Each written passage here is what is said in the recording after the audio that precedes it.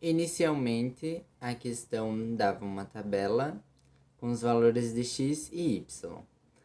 Primeiramente, ela pedia para utilizar ou pelo método dos mínimos quadrados ou pelo método de Verhulst para calcular o coeficiente de determinação. Para calcular o coeficiente de determinação, eu usei o método de Verhulst, admitindo como K o valor de 5.100. Aí, aplicando as fórmulas, obteve-se o valor da exponencial, que seria a fórmula exponencial referente à equação da tabela, dos dados tabelados, o coeficiente linear de Pearson e o coeficiente de determinação, que seria o delta. Após isso, a questão pede para que seja calculado o valor do x máximo nesse ponto a partir da função. Então, para isso, eu peguei o valor máximo de x na tabela, que é 13, diminuí os 1,2 dados no enunciado do problema, então obtive 1,8 e apliquei na fórmula para descobrir o valor da função.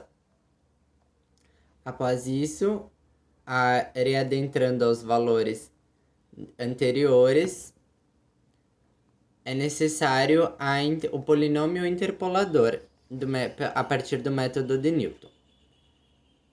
Então, pela fórmula, aí calculando o polinômio interpolador a partir do método de Newton.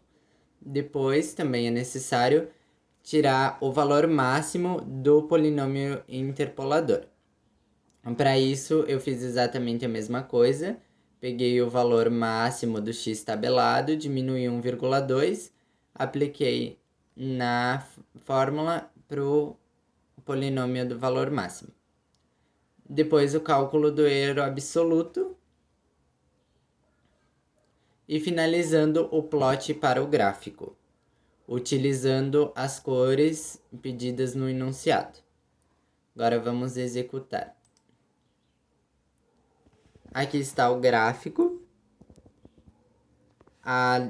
Creio que tem bastante coisa errada, mas eu tentei fazer da maneira que eu achasse o mais certo possível.